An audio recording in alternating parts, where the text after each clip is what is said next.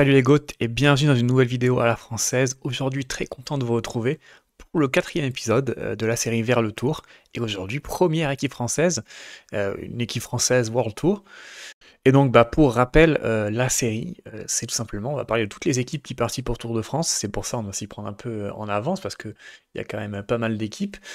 Et donc aujourd'hui, comme je l'ai dit, on parle d'une équipe française, une équipe qui a fait un début de saison très décevant, mais qui s'est un peu rattrapée sur le premier grand tour.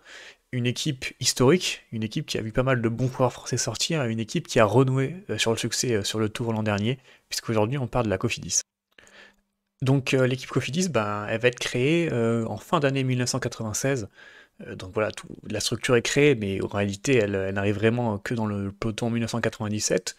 Elle est créée avec plusieurs dirigeants qui ont d'expérience, notamment Cyril Guimard, mais qui quittera l'équipe très vite à cause de problèmes avec la justice. Et donc c'est une équipe qui va mettre le paquet dès le début, puisque ils vont recruter des gros coureurs, comme Rominger ou même Lance Armstrong. Mais malheureusement, assez peu de chance pour ces deux coureurs-là, puisque Rominger se fera la clavicule, et que Lance Armstrong, juste après l'arrivée dans l'équipe, aura un cancer, donc euh, pas de chance pour eux, mais quand même premier Tour de France, et première victoire dès le premier Tour de France avec Laurent Desbiens. Voilà, bon début pour l'équipe. Et on arrive en 1998, et pareil, un Tour de France plutôt réussi, puisque il porte le maillot jaune, grâce encore une fois à Laurent Desbiens. Mais malheureusement, on a une première affaire de dopage, puisque le leader de l'époque, Francesco Casagrande, est testé positif. Il va quand même participer au tour en attente de jugement, mais de toute façon, il va chuter, abandonner. Mais c'est une première affaire de dopage, et on va voir que ce ne sera pas la dernière pour l'équipe, puisque l'année d'après, 1999, l'équipe remporte un monument, il va Liège grâce à Van den Broeke, mais malheureusement, lui aussi, soupçon d'une affaire de dopage, notamment avec l'affaire Carlos Sainz, et donc l'équipe décide de le suspendre, et d'ailleurs il aura beaucoup de mal à revenir. Mais c'est pas très très grave, puisque l'année d'après, on a deux jeunes coureurs qui s'illustrent. On a David Millard qui remporte la première étape du Tour de France, et puis on a David Moncoutier qui va faire deuxième Tour de l'Avenir. Donc les jeunes commencent à arriver, et Cofidis voilà, continue ses belles années, tout en se développant bien, et s'affirme comme une des meilleures équipes au monde. L'année d'après, on se retrouve avec un bon général de Andrei Kivilev, qui finit quatrième du Tour, mais malheureusement, il va décéder sur Paris-Nice 2003, et c'est un drame qui va pas mal endeuiller l'équipe.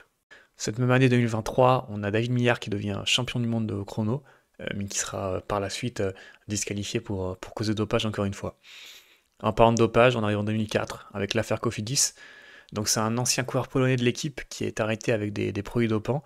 Et du coup, on commence à suspecter un des soigneurs de l'équipe d'organiser du dopage. Et du coup, on va avoir pas mal de coureurs de l'équipe qui vont être suspectés. On a David Millard, on aura aussi Cédric Vasseur, mais qui sera ensuite innocenté. Et donc voilà, il me semble que les jugements ont été faits en 2007 et qu'on a quand même pas mal aussi de coureurs malheureusement qui ont été condamnés, qui vont mourir assez jeunes. Donc ça prouve qu'à l'époque c'était quand même pas tout beau tout propre. Ça n'empêche pas en tout cas l'équipe de bien performer sur le Tour de France, qu'on a David Millard qui remporte une étape ainsi que David Moncoutier. Mais voilà, c'est une équipe qui connaît quand même pas mal de scandales à cause du dopage. Et donc on se retrouve avec un nouveau manager, Éric Boyer, qui décide voilà, que le dopage c'est bon, c'est stop, on arrête et on se met en route pour une équipe plus propre. Malheureusement, en 2007, nouveau cas de dopage pour Christian Moreni, et l'équipe décide de se retirer du tour à cause de ce cas-là. Et voilà, et c'était un peu le début de la fin, même dès 2004 pour cette équipe. Les résultats ont un peu du mal à venir, malheureusement. En 2008, malgré une bonne année de Chavanel qui va ensuite partir vers la Quick Step, l'équipe redescend en deuxième division. Et donc à ce moment-là, l'équipe décide de plutôt s'axer sur les jeunes coureurs, voilà, de repartir un peu dans la formation. Et du coup, on va avoir des bons coureurs comme Galopin, comme Samuel Dumoulin, comme Clément Venturini, voilà, ce genre de coureurs-là. On a aussi Taramae qui se révèle, et puis aussi l'équipe profite du fait d'être invitée sur quasiment à chaque fois sur le Tour et la Vuelta, voilà, pour continuer de se développer plus sainement. En 2012, on a encore un cas de dopage, puisque c'est Roman Di Gregorio, qui en plus c'était une saison assez décevante pour le coup, et on a le cas de dopage qui vient encore plus ternir la saison, donc c'était assez compliqué. Et donc l'équipe continue de plutôt bien performer au niveau en dessous, Mais c'est pas ce que l'équipe veut être une des meilleures équipes du peloton, et donc c'est pour ça qu'en 2015, on a l'arrivée de Nasser Bouhanni, qui sort d'un très beau Giro où il a gagné le maillot cyclamen notamment. Malheureusement, ce sera pas une réussite dès la première année, il abandonne sur les deux grands tours auxquels il participe, et puis derrière c'est encore plus compliqué. Il y aura quand même quelques victoires en World Tour, il y aura quand même un Milan-San Remo où il passe pas loin de gagner à cause d'un saut de chaîne. Euh, et finalement, il va quitter l'équipe en 2019, en plus un peu en conflit avec les dirigeants, donc Boigny leur a pris un gros salaire, et malheureusement ça aurait été un peu un flop de ce côté-là. Mais pendant ce temps, voilà, l'équipe continue de sortir des beaux coureurs, on a Christophe Laporte, on a Hofstetter, et ça leur permet en 2020 de revenir au premier plan de la scène en World Tour, et on se retrouve avec du bons recrutements, puisqu'on a Guillaume Martin et Viviani. Et donc, même si Viviani, ça a quand même été assez compliqué, Guillaume Martin, ça prend tout de suite très bien, puisqu'en 2020, il fait une très grosse saison, il finit troisième du Critérium du Dauphiné, il est longtemps sur le podium du Tour, et au final, il sera aux portes du top 10, mais à ce moment-là, ouais, on sent que Cofidis est en train un peu de se remettre, même si voilà, ça prend un peu de temps, il n'y a pas forcément des énormes stars, mais c'est quand même pas mal. Et puis, en 2021, l'équipe renoue enfin avec une victoire sur un grand tour, grâce à Victor Lafay sur le Giro. Et puis, on aura Herrada qui fera de même en 2022 et en 2023 sur la Vuelta. Donc, l'équipe se remet à gagner sur les grands tours, mais il manque quand même la victoire sur le Tour de France, sur le tour le plus important pour la Cofidis. Pour ce faire, ils vont ramener encore plus de gros coureurs. Ils vont ramener Brian Cocard ou Yannis Aguirre aussi, qui vont plutôt bien performer.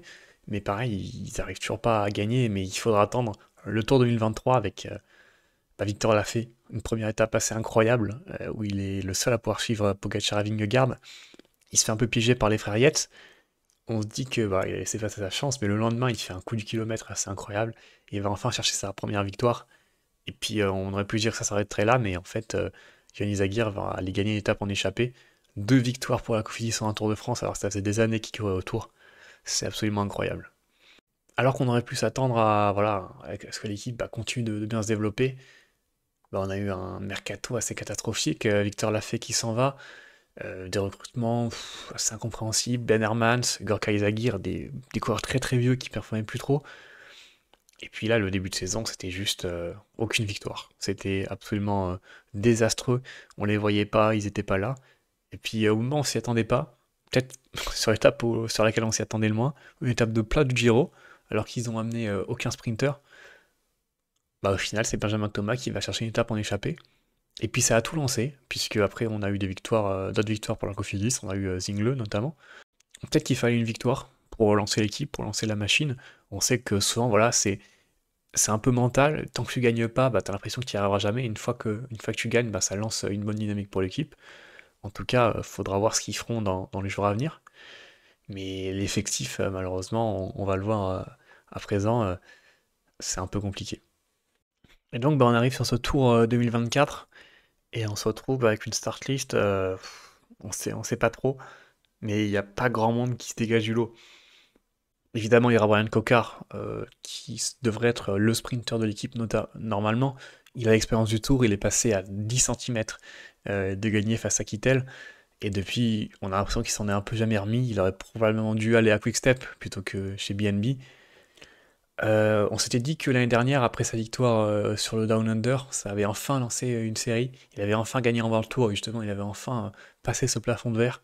Mais non, depuis, il y a rien eu. Le problème de Cocard, c'est que s'il avait un profil qui était très intéressant il y a quelques années, donc un mec qui va très très vite et qui passerait bien les bosses, aujourd'hui il y en a pas mal. Enfin, il y en a beaucoup qui sont comme lui, et les mecs sont deux fois plus rapides. Aujourd'hui, les sprinters passent aussi bien les bosses limite que Brian Cocard, et ils sont deux fois plus rapides que lui, donc malheureusement, en plus il se fait un peu vieux, et il risque pas d'avoir un train exceptionnel, parce que pour son train, je vois pas trop qui mettre. Alors il y aura sûrement Zingle, donc qui lui, pour le coup, c'est peut-être l'homme le plus en forme de cette saison pour la Cofidis. Très gros début de saison, notamment un très gros Tirreno, et je suis à ça de me dire que ce sera peut-être lui le sprinter à la place de Cocard. Mais bon, ce sera peut-être sur des sprints tout plats, c'est peut-être un peu encore un peu juste. Mais oui, très très grosse forme. Il a gagné, déjà, c'est déjà pas mal pour cette équipe Cofidis. Il a levé les bras il y a pas longtemps, à l'heure où j'enregistre la vidéo.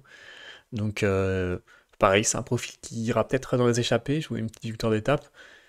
Mais pour moi, ça me semble peut-être un peu juste encore pour Zingle. Je pense que dans les années à venir, il ira sûrement en chercher une, mais cette année, ça risque quand même d'être un peu juste. On se souvient de son l'année dernière, il avait chuté sur l'étape du circuit, malheureusement, et il avait eu un peu du mal à s'en remettre. Donc, je sais pas trop quel sera son rôle. Est-ce qu'il sera là pour aider Brian Cocard? Sûrement. Est-ce qu'il aura sa chance? Ce serait bien.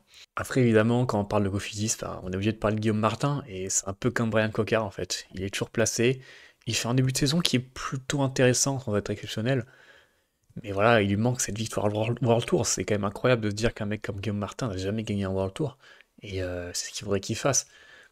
Il a enfin compris que le général c'était mort, donc il faut qu'il aille en échapper, il faut qu'il aille en claquer une.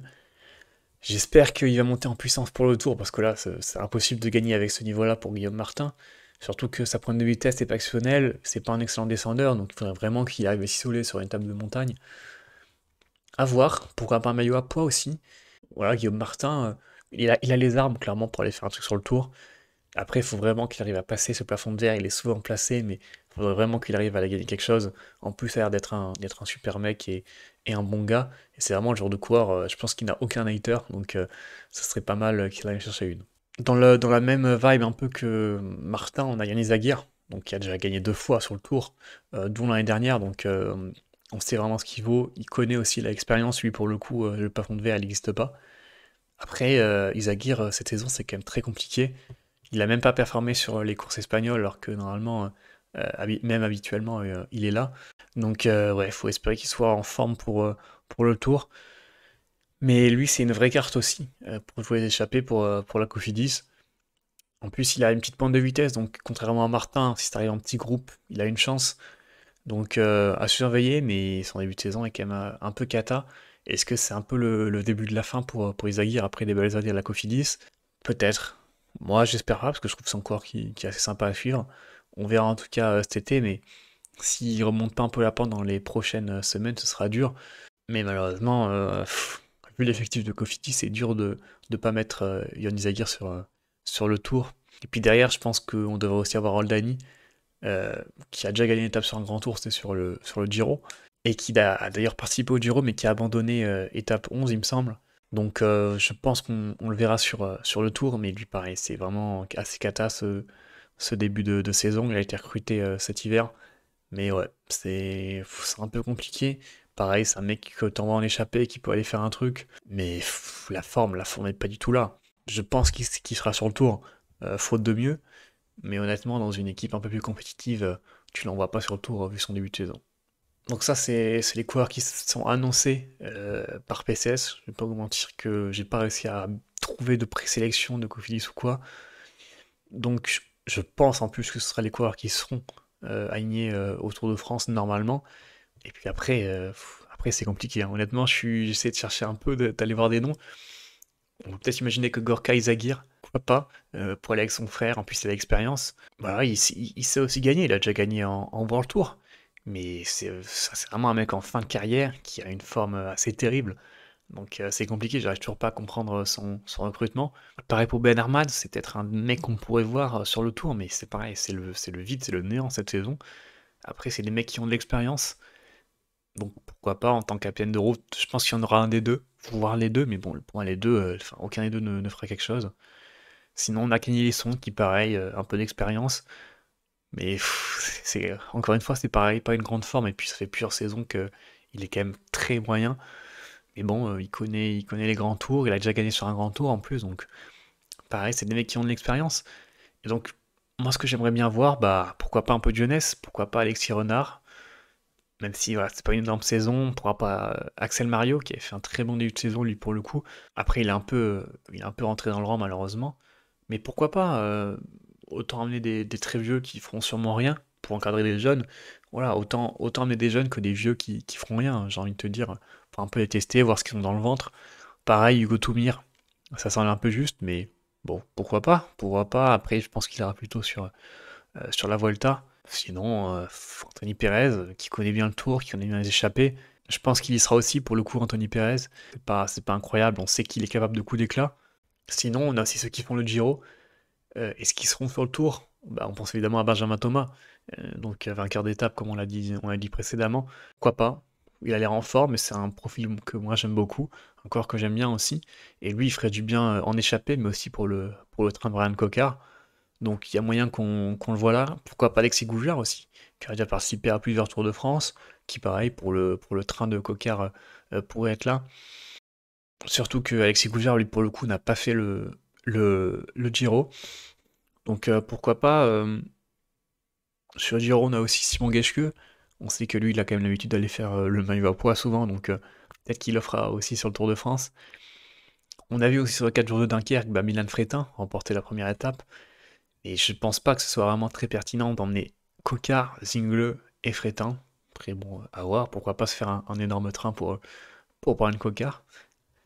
Il y a plein d'autres noms. Je pense que ça va un peu jouer sur la dernière ligne droite. Je pense que Herrada ira sur la Vuelta et pas sur le Tour comme chaque année. Donc voilà, de toute façon, on sait très bien que l'équipe elle va s'articuler autour de Coquard, de Guillaume Martin, d'Izagir et de Axel Zingle, et que le reste bah, sera en échappée, et à part une énorme surprise, je pense pas que la victoire d'étape pourra venir de un de ces quatre mecs-là. Et moi, malheureusement, j'aimerais bien voir Cofidis gagner, vraiment, mais j'ai quand même du mal à aller voir aller chercher une étape.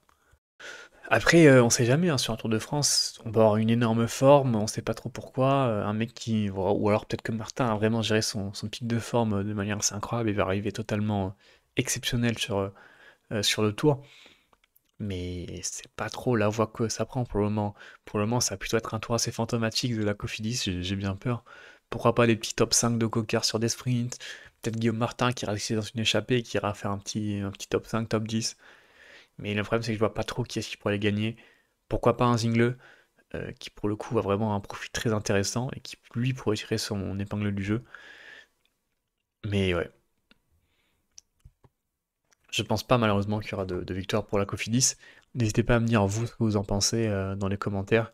Qui est-ce que vous voyez potentiellement gagner une étape et qui est-ce que vous voyez aussi pour la Cofidis sur le tour. Donc voilà, moi j'attends juillet avec impatience. Et puis je pense qu'on a fait le tour de cette vidéo pour Cofidis. N'hésitez pas à me dire ce que vous en pensez. N'hésitez pas à liker, vous abonner, c'est important pour la chaîne encore une fois. Et puis on se retrouvera la prochaine fois pour une nouvelle équipe. Et cette fois-ci, on parlera peut-être d'une équipe qui peut gagner le Tour de France. Enfin, qui peut, pourquoi pas. Allez, on se dit à la prochaine. Salut les gouttes.